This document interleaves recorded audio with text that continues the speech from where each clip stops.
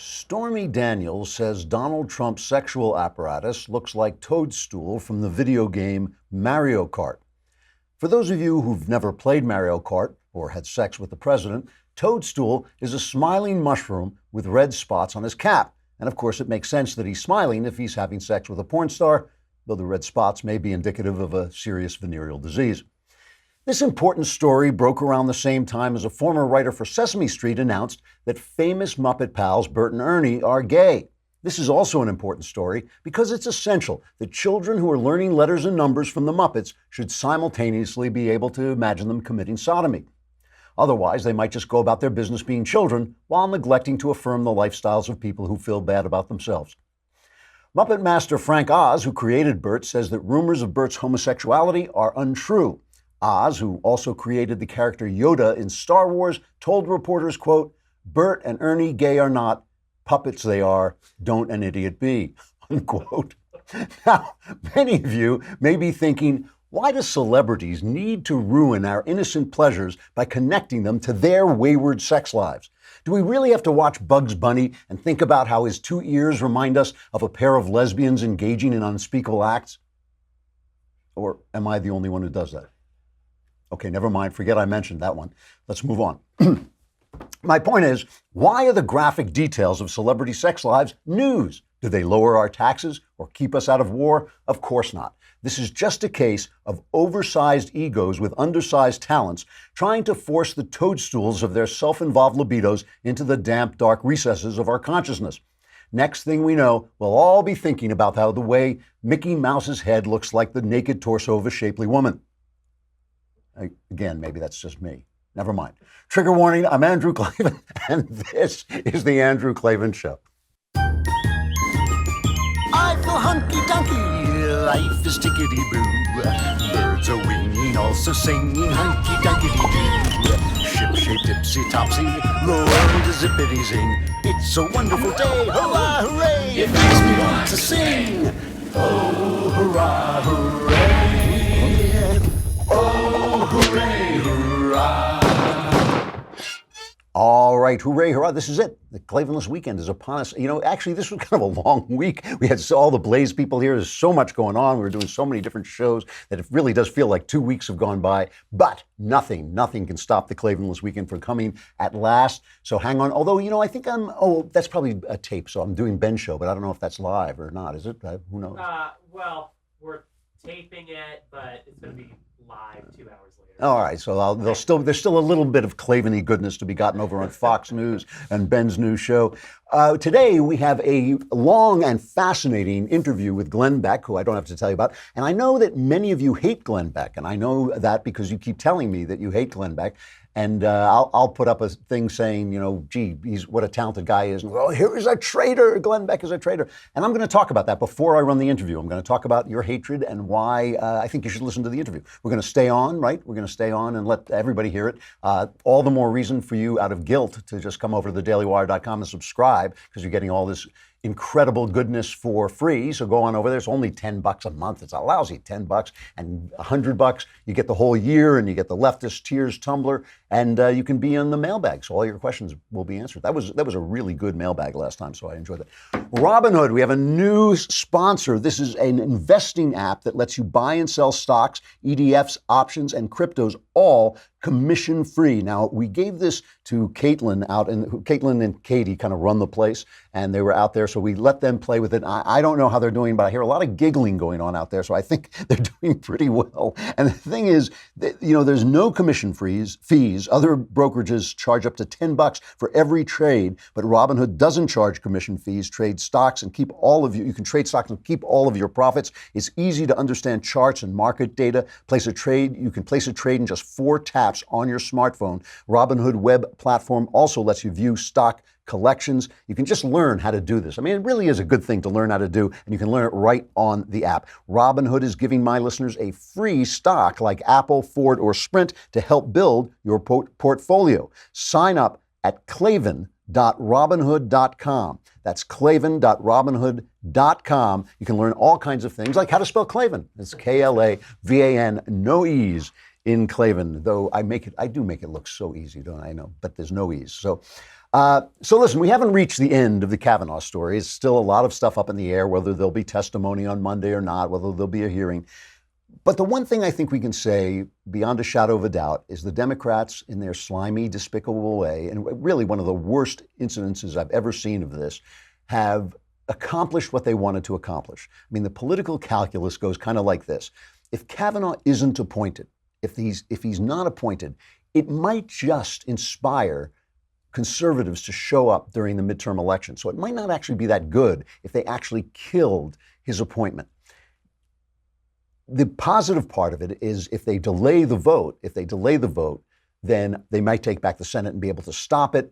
And that means that the Democrat senators running in red states won't have to cast a controversial vote just before. So there's a lot of calculus going on. But the one thing that can happen now that I think that the Democrats is really what they want is if he is appointed, if he is confirmed to the Supreme Court, they will forever after have tarred this guy's name with a completely unprovable, unfalsifiable, unverifiable charge from 36 years ago, from when he was a teenager.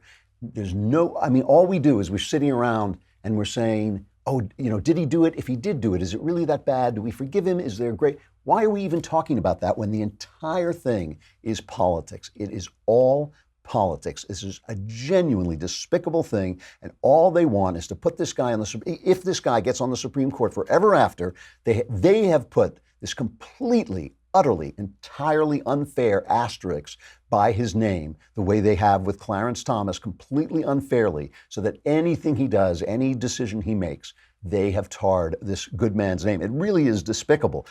Again, this is not an attack on the accuser. She may have a false memory. She may not have a false memory. I have no idea. The point is, there is no way to know. And if there is no way to know, you're a senator, right? You're a senator of the United States. If there's no way to know, you do not bring it up. It is just not right. If there were 100 women out there all saying the same thing, I'd feel a little bit differently about this. I would feel differently about this, although you can always collect 100 people who are willing to lie about somebody. But still, all this talk about, I believe her, she looks honest, she seems honest. I don't care. There's no way to prove it. Plenty of people can look credible. I don't know anything about her. I mean, everything people say, nobody has said anything nasty about her. I don't mean to say anything nasty about her. I just don't know. And so it is therefore inherently wrong to do this to a person. And just, I want to start by playing a clip of Joy Behar. So like might want to put something in your ears just to keep it down a little bit. But I want to play this only because I would not play this if I just thought it was her. It was just awful Joy Behar. But I think this is representative of the entire Democrat Party and the left in general. First, just play her attacking Kavanaugh, just to show you the way they're treating this guy at this point. It's cut 4.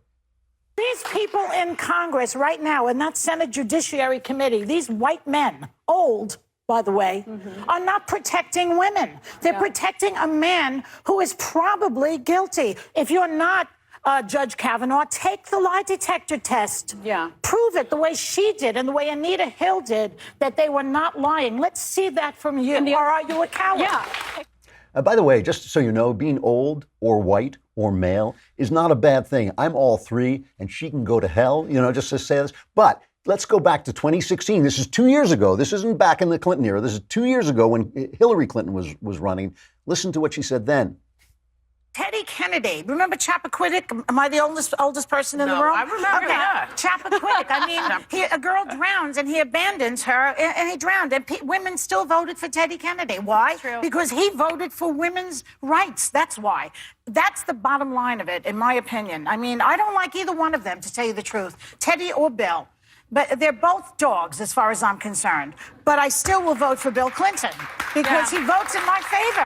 So we know, but that's all of them. That is all of them. That is Dianne Feinstein. That is every single one of the Democrats and the left and all the people on Twitter posing with their feminist poses. They're all the same way. It is just about the power. It is just about the decisions. There was Joy Behar. That is as brash, as brilliant, brilliantly painted, as bright a picture of hypocrisy as you were ever going to see, but it's all of them. I say this to you with a straight face, and I mean it. Every one of them is Joy Behar in this case. So let's just bring this up to date.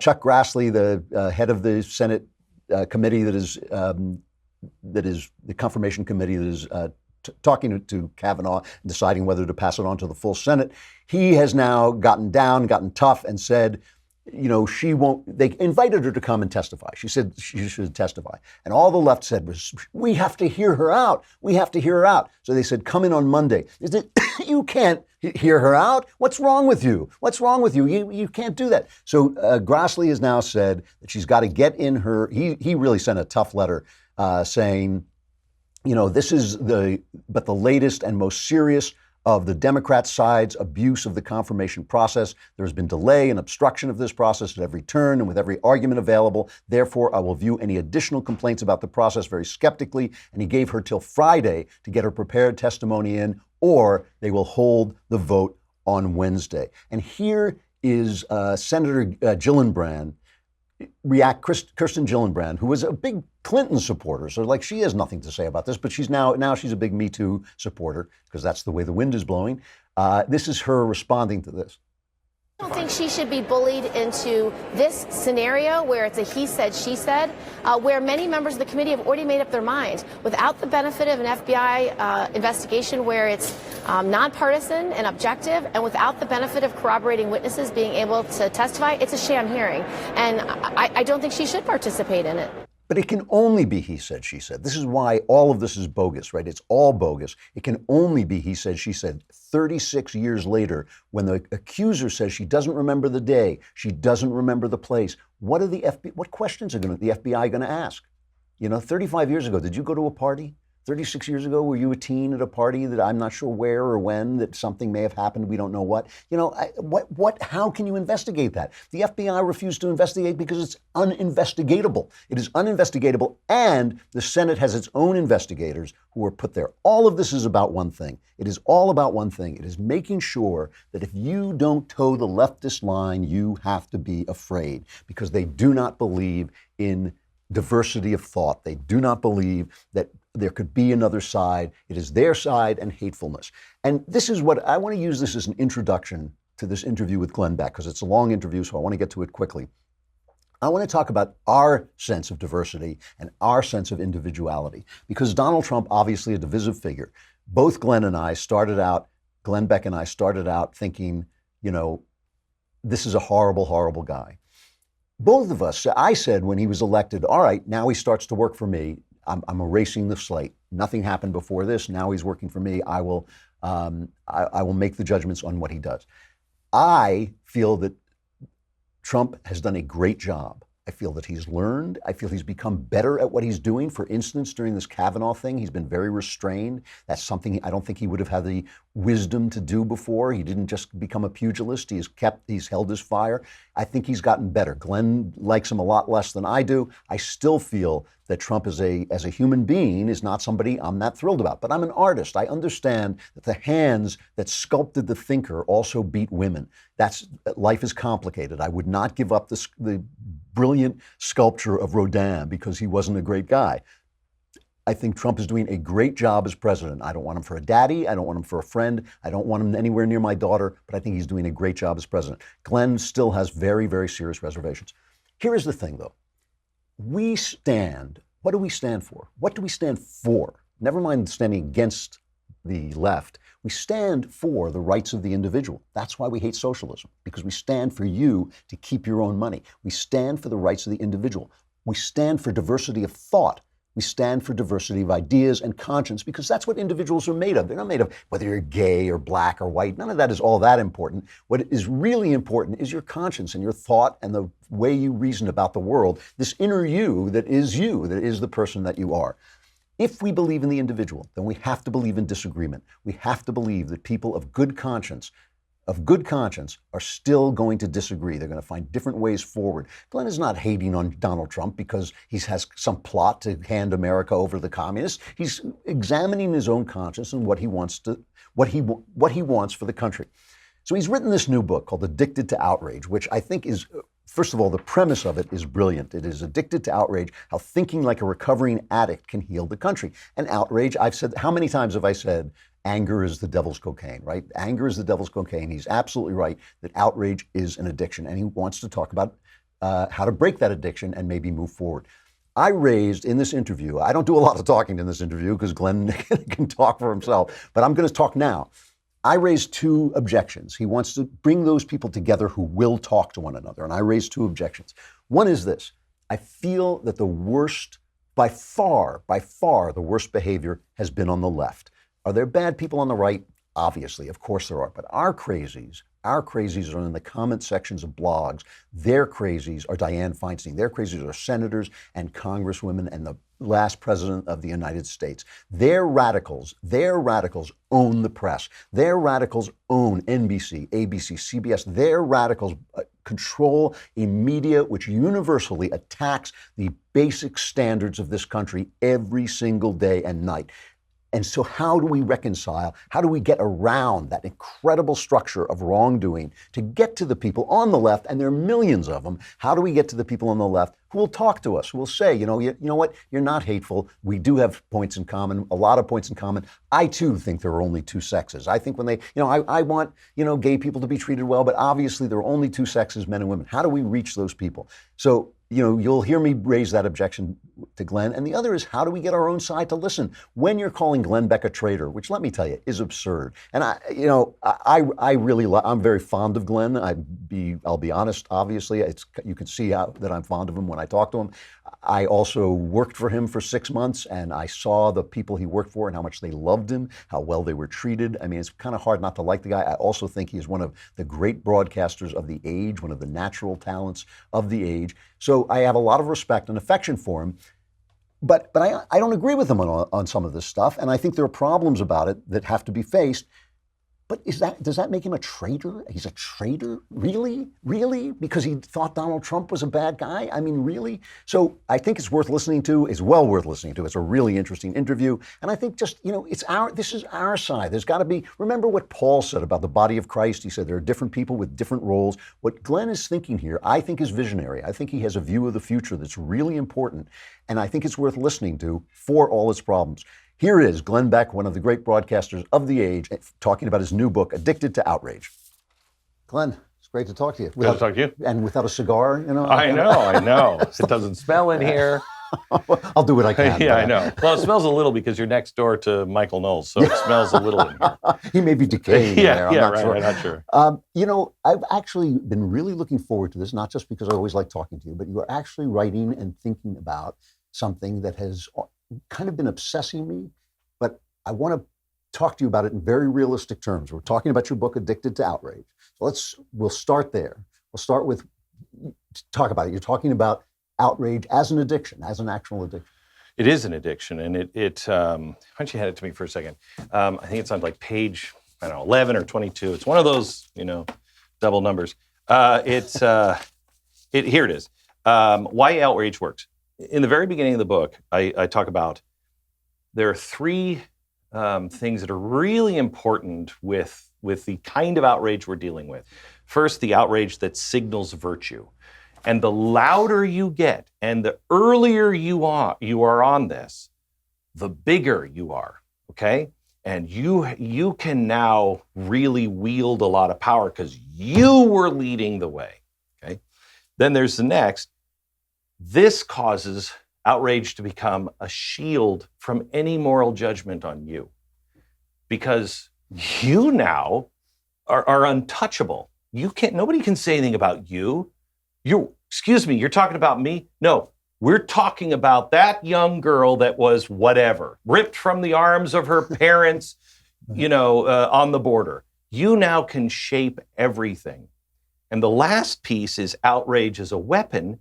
You have the 3 arrows in your quiver. You have shame, guilt, and fear. I can do anything to you. You cannot defend yourself.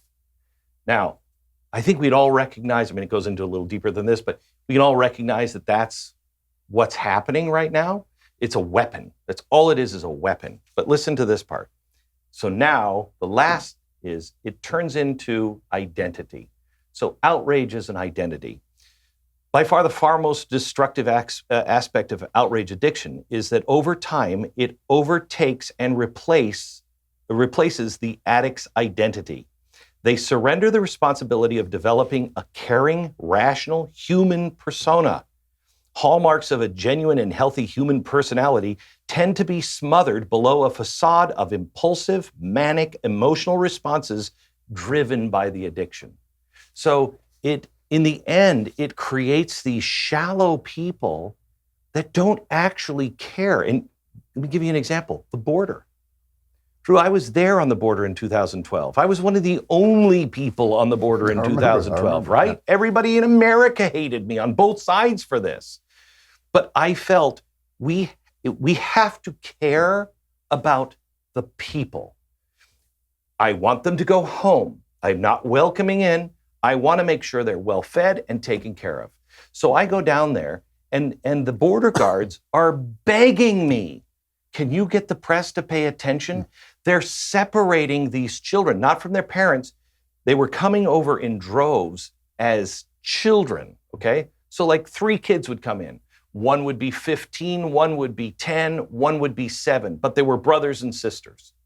The border guards are like, we're putting all the 10-year-olds in this shed. We're putting all of the 7-year-olds over here. We're separating them. It's tearing these children apart because they came with their brother and sister and they have no security now. Can you please get somebody to pay attention? I begged the media. I called them. I wrote them. Look, you don't have to include me. This is really important. Nothing. Right. Nothing. Because they've become this empty shell, a rotting corpse with a giant shield and arrows that's just signaling virtue, but it's all for politics. Well, there's nothing real. Okay, so this is the thing, because obviously this is a problem in our country, right? We're totally divided. Right. Things are going great in the country. I mean, I laugh about it all the time. For somebody who loves the absurd, yeah. Things are really pretty good, you know? Not only here in the country, but capitalism, and I outline this in the book, there's no better time to live than right now. Absolutely. And if you could choose where you were going to be born and raised, it would be right now in America. I'm with you 100%. Yeah. I mean, and when you compare it to the way life can be, yeah. which is really bad, it's amazing. It is amazing. Okay. So, I mean, I say this on the show all the time. I have a slogan, anger is the devil's cocaine. Right. And, you know, I mean, it's the devil's yeah. cocaine because it, you know, makes you feel righteous. But the people that you're talking about, and here's one of the first 2 things, because I want to be realistic about this. One of the first 2 things, all the people that you're talking about are on one side of the political divide. Not saying there are no jerks on the right. I'm just saying as a philosophical point, that the people who are ignoring the people in the border in 2012 and making a crisis out of it in 2018 are doing it because they're on the left. You weren't on the border with me and got the massive body blows from my friends on the right. Okay? Right. So generally speaking, I agree with you. I'm not talking about the quality of the people, though. I'm talking about this massive media, which is so powerful. Okay. So let's separate things. Yeah. When we're talking about this plan, because this is not a hey, we all have to love each other book. Okay. This is not surrender. This is, you don't understand what's being played and how they're playing it and why they're playing it, okay? And most Democrats don't even know it. But once you understand the game they're playing, your outrage, your hitting back, your response, your anger is only making it go faster. They want that from you, okay? So if you want to save the country, you need to reframe. We're doing the same thing over and over, and it's just getting worse. That's insanity. Why is it getting worse? Because we don't understand the game that the ultra left is playing. And they would say the ultra right, but I would put the ultra right with the ultra left. There are only 20 of them, the ultra right. Yeah. All right. So with that being said, we have to first let's define the playing field here. Let me be really pessimistic. I do not think it's anywhere close to this, but let me be really pessimistic. Think of a football field, right and left, okay? Let's say there is 15% of radicals who want to destroy America on the left, okay? And on the right, there's another 15% that just want to rip us apart. They want nothing to burn it all down. We're going to start all over again. Whatever it is, they hate what we have, okay? That's 30%. Nothing in this book is aimed towards them. You're not going to change them. They're not going to be saved or turned around. They do not have good intentions. I'm talking about the 70%. Now, out of that 70, I'll bet you that there are 60 that are gettable. Mm-hmm. It only takes, I actually agree with these numbers. Right, okay? These are, It only takes 20%, 17% for the tipping point. A dedicated 10% can change the world. 17% is a tipping point. You have 50% that are lockstep that say, I know the game you're playing. I know the game you're playing. And you know what? Doesn't bother me. Mm-hmm. Doesn't bother me. Here's what we are going to do. We're going to do X, Y, and Z because this large group of people are talking to each other. We know who we are. You're lying to us and about us, okay? Maybe you're on the left. You on the left, these radicals, are lying to me about them. And those on the right, okay, we're all being lied to, and we're being used and manipulated. I am with you, and when I watch you say these things, and I mean, just today, I sent out a tweet because we did that backstage show. Yeah.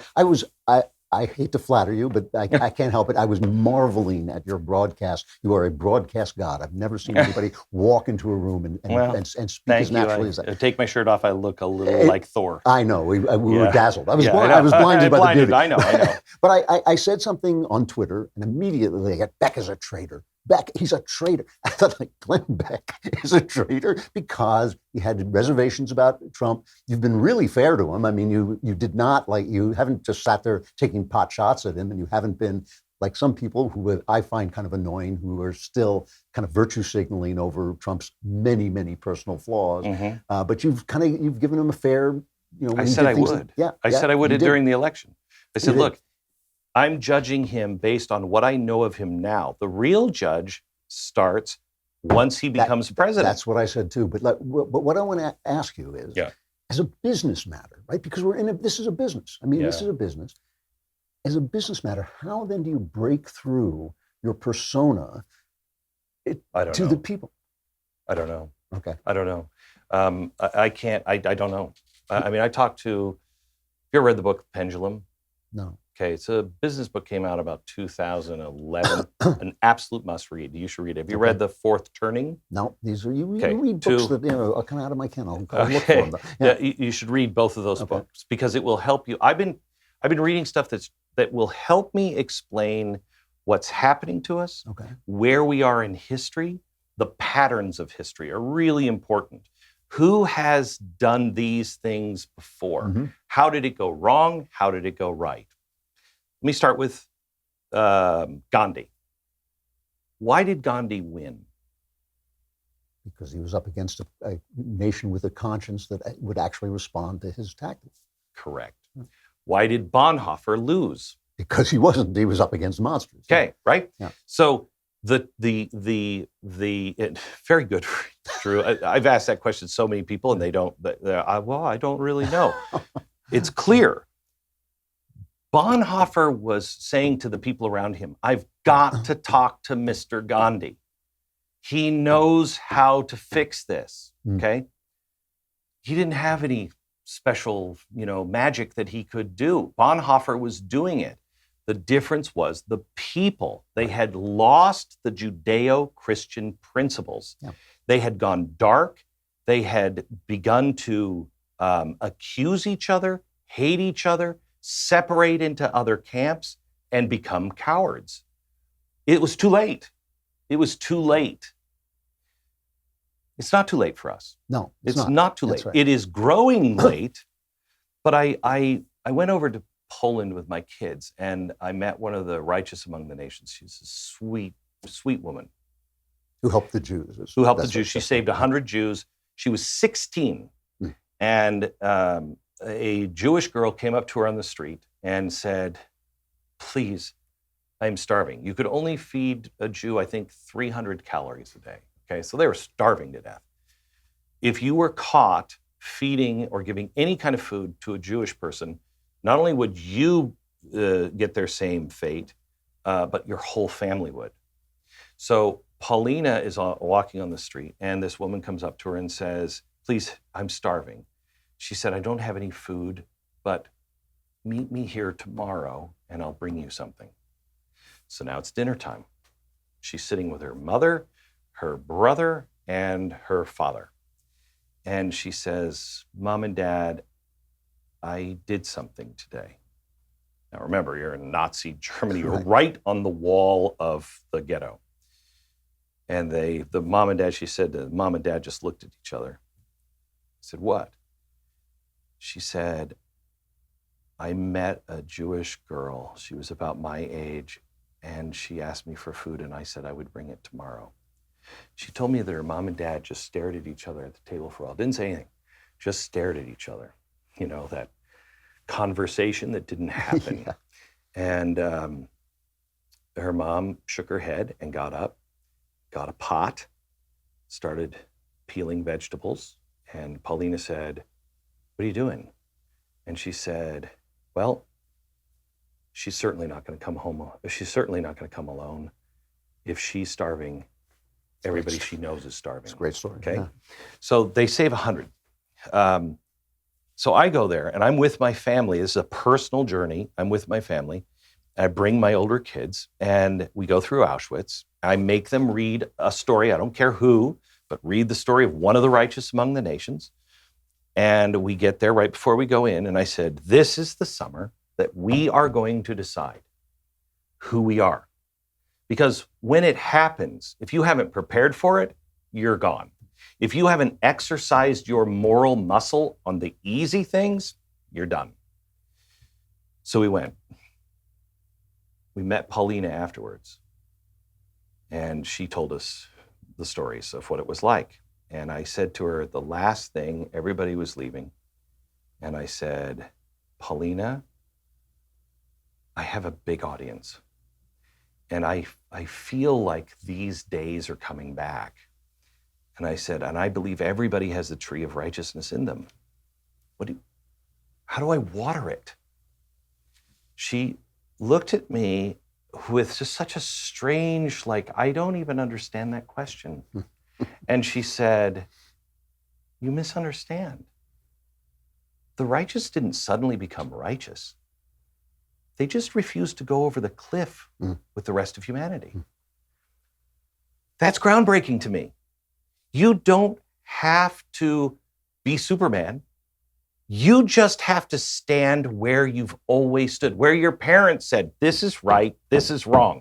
How many genders are there? How many differences of the sexes? How many? Two, Yeah, right? Yeah. You know that. Why do you know that? Because it's all nature reveals it to me. Right. Yeah. Nature reveals it. Science has Right. proven it. That's it. Right. Don't go over the cliff with the rest of humanity. Because if you don't exercise your moral muscle on the little things that seem, big now, you could lose your job for saying that. What happens? But see, all of this I agree with. And the thing that bothers me, because I really do believe, you're right, we haven't gone too far. And I don't think we're as far as you do. I'm always a little bit more optimistic than you are. Right. But I do think the direction we've gone is all toward the left. And so when I'm with I always say that our crazies are in the comments section, their crazies are in Congress.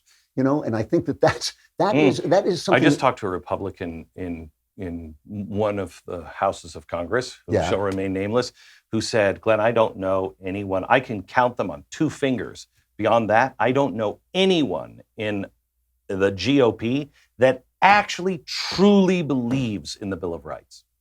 Wow. Okay? Yeah. Whether that's true or not, Yeah. for him to have that perception, that's pretty bad. That is bad. So I write off all the people in Washington. I've given up on Washington. Not going to change Washington. Washington is not a hopeful And place, Washington it will never lead. The people must lead. Washington will eventually wake up, or they will just become irrelevant. Okay? here's the thing. We are changing because we're angry, and righteous anger. Okay, when people say to me, "Oh, you can't compare Barack Obama to Donald Trump," oh, yes, I can. Yes, I can. You're saying he's a racist? Really? Can you help me again with Jeremiah Wright? We're just ignoring things of our own camp. But Okay? you went out, I used to watch your show all the time, and you would come out when you would explain the Constitution, you explain American history. Yeah. You were a hated figure on the right. I mean, you were speaking. But why? That's what I'm asking Okay, you. Like, what, I was a hated figure on the you right. you were a hated figure. You were considered to be a right winger. Yes. A right winger for sitting there going, here's the Constitution, here's God, this is what we believe, these are the things we've always believed. So you became Right. That made you a right winger. That makes me a right winger. I know. Yeah. I know. How many people got the truth? Because of the media and the giant organizations that are just trying to pit us against each other for money, for power, how many people actually watched me more than a segment with Jon Stewart? How many people would be willing to sit down and say, I think this guy is a horrible human being, but I want to know myself? Craig Hatkoff is a guy who he co-created the Tribeca Film Festival. You think I'm popular with the Tribeca Film Festival? Oh yeah, they have the big Glenn posters. Right. Yeah. He called me one day and he said, "May I just meet you?" I said, "Sure. What do you want? What do you want to do?" And he said, "I just want to meet you. I just want to talk to you." We went into a very liberal restaurant where he was very popular and I was not. We are good friends because he wanted to know himself. This is what I think you are based on what everybody tells me, but it doesn't make sense to me. I don't think you're that guy. He ended up, now think about how unpopular this is. He's the guy who nominated me and I won a Tribeca Film Festival award, okay? Yeah. That didn't happen. Right. It just requires us to say, wait a minute, I'm not going to listen to the noise. I'm not going to listen to the noise because I don't believe 50% of the country wants to destroy us, whichever side that is. I do believe 30% of the country, 15, and I'm being generous. I just say 30. I don't know how it's balanced, but just let's say 15 and 15.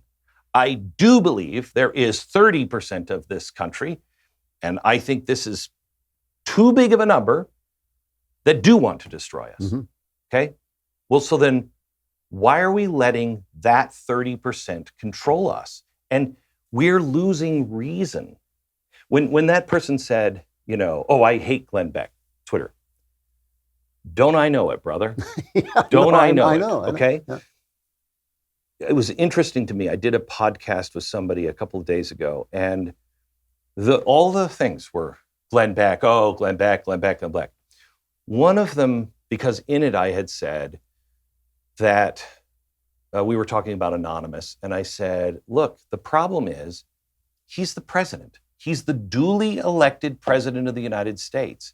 The people selected him. We decided, we voted him into office. My point being, you cannot go around the people. No cabinet, nobody.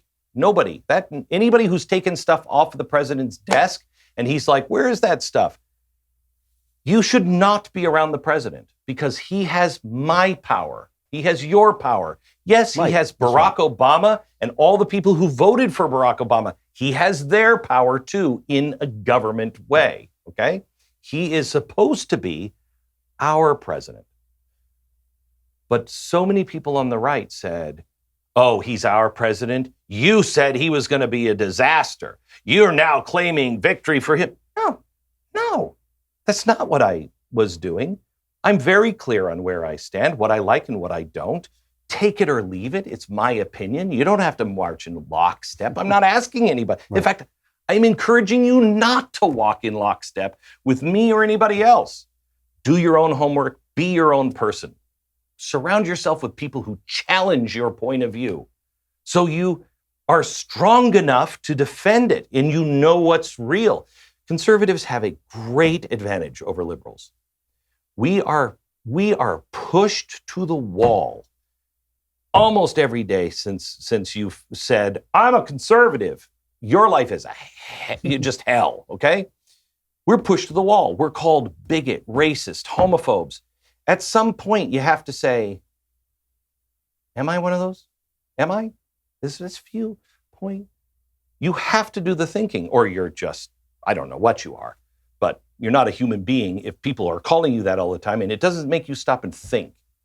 So we have to think who we really are, why we believe these things, because it's so much easier to just give up and go to the left. It's just easy. Yeah.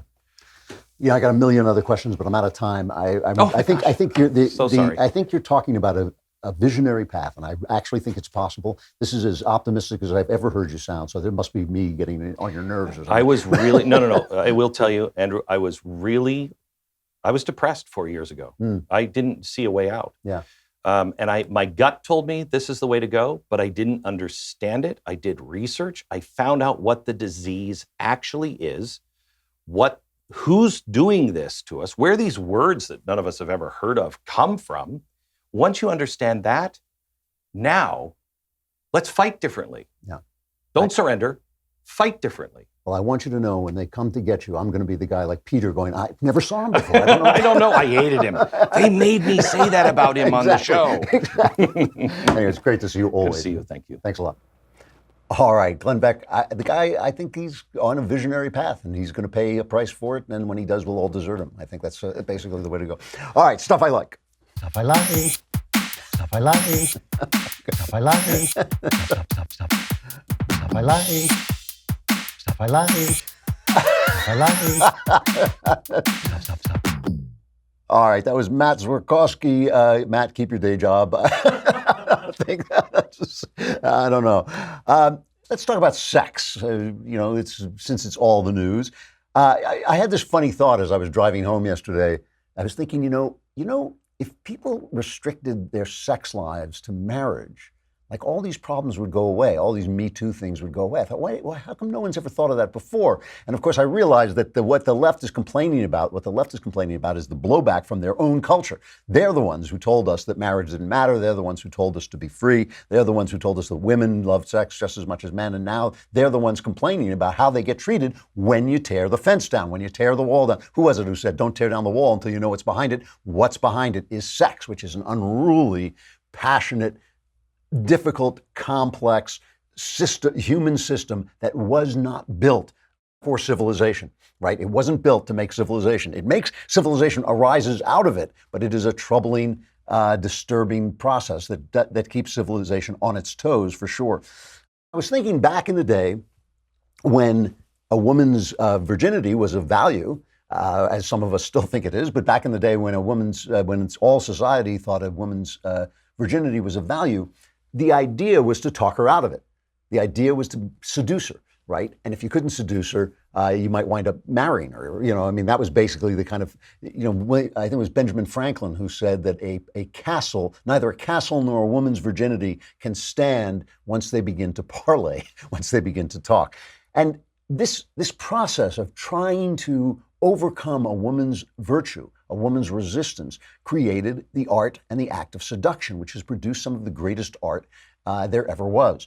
And there are whole poems, there are whole genres of poems that are just built on seduction. And I was thinking, I pity kids coming up today in the sexual world that they're coming up with now, where all the fun and all the danger and all the interplay between male and female are sort of stripped down to this kind of legalistic matter. And you don't know whether 30 years from now, something that went a little bit wrong is going to come back and destroy your career. It really is ugly. So I wanted to revisit one of my favorite poems. This has been on Stuff I Like once before, about 2 years ago, but it's worth bringing back. And I didn't read the whole thing then, and I'm going to read the entire thing now. It's a 1681 poem, one of the most famous seduction poems ever, to remind you of what's at stake here. It's called To His Coy Mistress by Andrew Marvell, who was part of when the King of England was overthrown. He was part of that.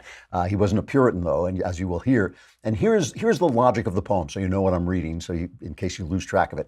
He says to the woman, if we had all the time in the world, it would be okay for you to be coy. It's called to his coy mistress, meaning she's not giving over. She's not sleeping with him. If we had all the time in the world, that would be fine. But we don't. We don't have all the time in the world. And he says, if we had all the time, I would do nothing but charm you through all eternity. I would do nothing but charm you until you finally slept with me.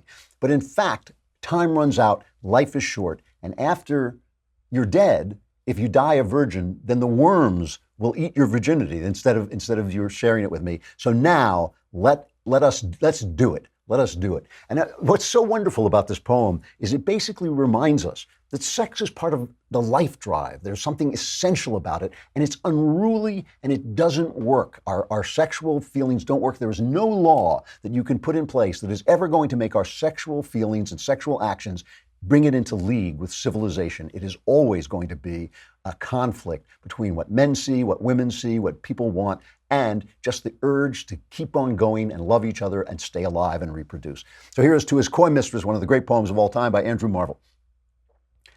Had we but world enough and time, this coyness, lady, were no crime. We would sit down and think which way to walk and pass our long love's day. Thou by the Indian Ganges side shouldst rubies find, I by the tide of Humber would complain. I would love you 10 years before the flood, and you should, if you please, refuse till the conversion of the Jews. My vegetable love would grow vaster than empires and more slow, and 100 years should go to praise thine eyes and on thy forehead gaze. 200 to adore each breast, but 30,000 to the rest, at an age at least to every part, and the last age should show your heart. For lady, you deserve this state, nor would I love at lower rate. But at my back I always hear time's winged chariot hurrying near, and yonder all before us lie deserts of vast eternity. Thy beauty shall no more be found, nor in thy marble vaults shall sound my echoing song. Then worms shall try that long-preserved virginity, and your quaint honor turn to dust, and into ashes all my lust. The grave's a fine and private place, but none, I think, do there embrace. Now, therefore, while the youthful hue sits on thy skin like morning dew, and while thy willing soul transpires at every pore with instant fires, now let us sport us while we may, and now, like amorous birds of prey, rather at once our time devour than languish in his slow chapt power. Let us roll all our strength and all our sweetness up into one ball, and tear our pleasure with rough strife through the iron gates of life. Thus, though we cannot make our sun stand still, yet we will make him run. Sexy life, as it used to be. I'm Andrew Klavan. This is The Andrew Klavan Show. The Klavanless weekend is upon us. Survivors gather here on Monday.